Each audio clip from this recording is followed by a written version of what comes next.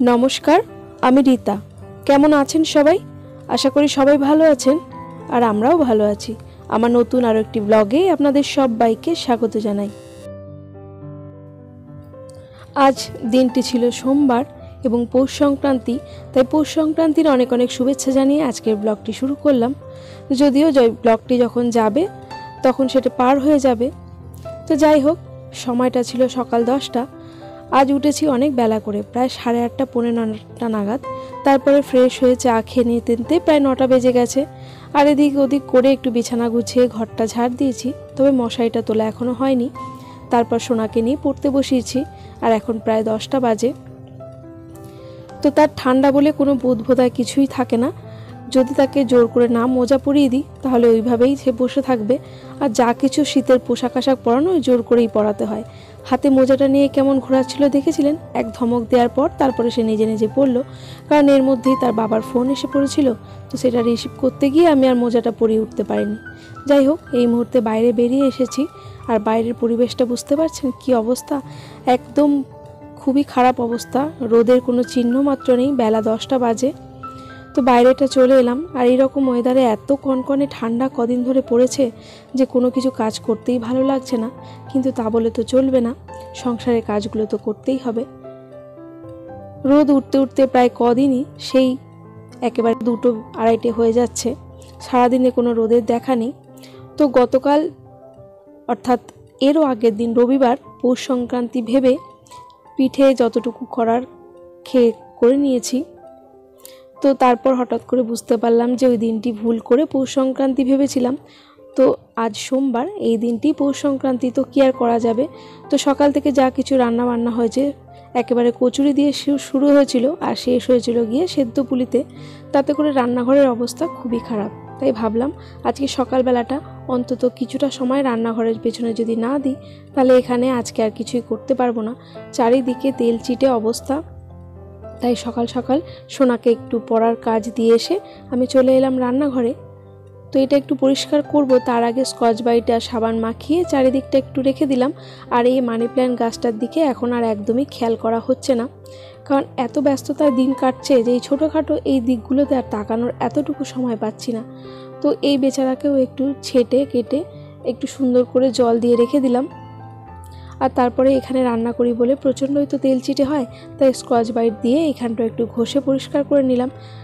তো 30 মিনিটের মধ্যে যতটুকু করা যায় তাতেও অনেকটা ভালো লাগে, বেশ ঝকঝকে তকতকে মনে হয়।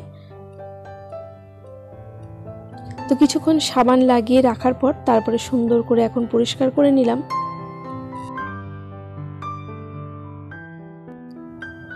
আজকে যখন আমি ভয়েসটি দিচ্ছি তো এই সময় কিছু বাইরের আওয়াজ হয়তো আপনারা শুনতে পাবেন, কারণ পৌষ সংক্রান্তির দিন থেকে প্রায় 3-4 দিন এখন চলবে কিছু অনুষ্ঠান, যেটা আমাদের এখানে কিছু সাঁওতালি বাসিন্দা আছেন যাদের একটা অনুষ্ঠান হয় এবং এটা প্রায় সপ্তাহখানেক, 3-4 দিন তো নয়, মোটে সপ্তাহখানেক ধরেই চলে। তো সেই কারণে সন্ধ্যে থেকে তাদের এই রকম গান নাচ তো হয়, তো সেই আওয়াজগুলো এর সঙ্গে যুক্ত হবে। তো আমার তো এখানে কিছু করার হাত নেই, আপনারা একটু মানিয়ে নেবেন। এমনিতেই তো শীতের ছোটবেলা, তার উপরে কনকনে ঠান্ডা, বিছানা ছেড়ে একেবারেই উঠতে ইচ্ছে করে না। প্রতিদিনই উঠতে উঠতে কম বেশি দেরি হয়ে যায়, শুধুমাত্র যেদিন সোনার পড়া থাকে তাই বাধ্যতামূলক একটু তাড়াতাড়ি উঠতে হয়, নইলে প্রতিদিনই প্রায় দেরি হয়ে যায়। তার উপর এরকম মেঘলা ওয়েদার কেমন লাগে বলুন? কারণ ওয়েদারের সঙ্গে মানুষের মনের একটা অনেক বড় সংযোগ থাকে। ওয়েদার ভালো থাকলে মনটাতে এমনিতেই ভালো থাকে। আর এই সমস্ত কারণের জন্যই সংসারের কাজগুলো কমপ্লিট করতে করতে প্রতিদিনই প্রায় কম বেশি একটু দেরি হয়েই যাচ্ছে। প্রতিদিনই ভাবি যে সময় মতো ব্লগটা আপনাদের সঙ্গে শেয়ার করব, কিন্তু সেটা পেরে উঠছি না। একই তো প্রিয়াংশু নতুন ক্লাসে উঠেছে, তার সঙ্গে কিছু টিউশনেরও অদল বদল হয়েছে, নতুন নতুন বইপত্র কেনা, নতুন কিছু জায়গায় তাকে টিউশনে ভর্তি করা, এই সমস্ত দিক দিয়ে অনেকটাই চাপ হচ্ছে। কোন কাজটা যে কোন সময় করব বুঝতে পারছি না। তার সঙ্গে আবার বাড়ির কাজও মাঝে মাঝে হচ্ছে, কখনো বন্ধ থাকছে। তো তাতে তো খুবই খারাপ অবস্থা, সব দিকটা যেন সামলাতে গিয়ে আমার হাল বেহাল হয়ে যাচ্ছে। তো যাই হোক, এই তো আপনাদের সঙ্গে গল্প করতে করতে রান্নাঘরটা পরিষ্কার করে নিয়েছি। আর তারপরে এখানে কোটো বাটাগুলো একটু গুছিয়ে রাখছি। আমার গ্যাসের পাশে দুটো ট্রে থাকে, একটা ট্রের মধ্যে থাকে তেলের বোতলগুলো, সাদা তেল, সর্ষের তেল, এই জিনিসগুলো, আর একটা ট্রের মধ্যে কিছু কিছু মশলাপাতি থাকে। তো সেই ট্রেগুলো একটু সুন্দর করে গুছিয়ে নিচ্ছি, আর তার মধ্যে যে সমস্ত মশলার কন্টেনার থাকে সেগুলো একটু পরিষ্কার পরিচ্ছন্ন করে নিচ্ছি। তো কিছু কিছু তো ভীষণই নোংরা হয়েছে, সেগুলো একটু ধোয়ার জন্য রেখে দিলাম। কদিন ধরেই ভাবছি যে রান্নাঘরটা একটু পরিষ্কার করে নেব, কিন্তু সেটা আর সময় করে উঠতে পারছি না। কিন্তু আজকে সময়টা বার করে নিয়েছি, কারণ কি বলুন তো, গতকাল পৌষ সংক্রান্তি ভেবে হাজব্যান্ডকে পিঠে পুলি যা খাওয়ানোর সমস্ত কিছু খাইয়ে দিয়েছি। সকাল প্রায় 8টা থেকে শুরু হয়েছে, আর রাত্রির প্রায় 11:30 পর্যন্ত এই সমস্ত কাজ চলেছে। আর প্রচণ্ড পরিমাণে জল ঘাটাঘাটি করার জন্য আর ভালো লাগছিল না। তো এক প্রকার রাগ করেই কালকে হাজব্যান্ডকে বলে রেখেছিলাম যে আজ আমি একটু দেরি করে উঠবো এবং সকালে টিফিন কিছুই বানাবো না, তুমি একটু বাইরে সকালের খাবারটা খেয়ে নিও, আর দুপুরবেলায় রান্নাবান্না করব। তো এইটা বলাতে হাজব্যান্ড তো অনেকটা সকালেই উঠেছে, তো আমি একটু দেরি করেই উঠেছি, কারণ একদমই আর ভালো লাগছিল না। আর এই সময়টাকে কাজে লাগানোর জন্য ভাবলাম তাহলে রান্নাঘরের কাজটাই আজকে করে নিই, আর সেটাই এই মুহূর্তে করছি। বন্ধুরা, আমি একজন খুবই সাধারণ মানুষ এবং আমার কাজকর্মগুলিও খুবই সাধারণ।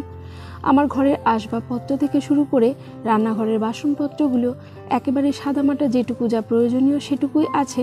অযথা ভিউজ পাওয়ার জন্য অনেক দামি দামি কোনো কন্টেনার বা কোনো দামি জিনিসপত্র যে আমি দেখাবো, সেটার ক্ষমতা যেমন আমার নেই এবং তার চেষ্টাও আমি করি না।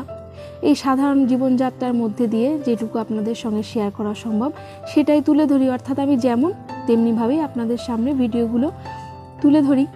আর এতে আপনারা যতটুকু ভালোবাসা দেন তাতে সত্যি আমি আপ্লুত, এবং এতটা ভালোবাসা যে আমি পাবো সেটা কখনোই ভাবিনি। সময় ছাড়িয়ে বেসময়ে ভিডিওগুলো যায়, তবু আপনারা আপনাদের ভালোবাসা দেন, আর এটা যে আমার কাছে কত বড় পাওয়া সেটা আপনাদের বলে বোঝাতে পারবো না। আর এই তো আপনাদের সঙ্গে গল্প করতে করতে রান্নাঘরটি একেবারে নিট অ্যান্ড ক্লিন করে ফেলেছি। খুব বেশি সময় লাগে না, প্রতিদিন যদি চেষ্টা করে 20 থেকে 25টা মিনিট দেওয়া যায় রান্নাঘরের জন্য, তাহলে রান্নাঘরটা সদা সর্বদা একদম নিট অ্যান্ড ক্লিন থাকে, তাই না? আর এই তো এখন প্রায় 11টা বাজে। তো আমি খাই বা না খাই, সোনাকে তো কিছু করে দিতে হবে। তো আগের দিন 2 প্যাকেট ম্যাগি এনে রেখেছিলাম, তো সেটাই এখন সোনাকে বানিয়ে দিচ্ছি। আর আমারও তো খিদে পাচ্ছে, তো এখন কিছু খাবো না, এখান থেকে 2 চামচ ম্যাগি খাবো। তো তাহলে অন্তত এই মুহূর্তে যে খিদের জ্বালাটা হচ্ছে সেটা একটু কমবে, আর তারপরে চটপট রান্নাটা বসিয়ে দেবো। এখনও বাইরে অনেক বাসন পড়ে আছে, তো বাসনগুলি মাজতে মাজতেই আমি রান্নাটাও এখানে বসিয়ে নেব, আর সেই কারণেই আগে রান্নাঘরটা পরিষ্কার করে নিলাম। তবে এর মধ্যে কিন্তু আমি হাজব্যান্ডকে ফোন করেছিলাম টিফিনটা খেতে আসার জন্য, কিন্তু সে বলল অল্প কিছু সে বাজারে খেয়ে নিয়েছে, তাই একেবারে দুপুরবেলাতেই আসবে। তাই আর নিজের জন্য খাবারটা বানালাম না, অন্য কোনো দিকে সময় নষ্ট না করে ভাবলাম চটপট কাজগুলো সেরে ফেলে একেবারে দুপুরে রান্নাটা বসিয়ে দিই। আর এই তো সোনাকে খাবারটা দিয়ে দিলাম। আচ্ছা বলুন তো, আমার আজকের ব্লগটি আপনাদের কেমন লাগলো একটা কমেন্ট করে জানাবেন, ভালো লাগলে একটা লাইক করবেন।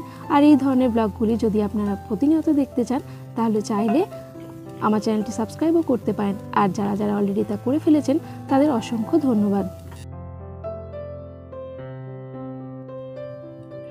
আর এই মুহূর্তে বেলা প্রায় 1টা বাজে, আর আমার স্নানও হয়ে গেছে, আর রান্নাও মোটামুটি করে ফেলেছি।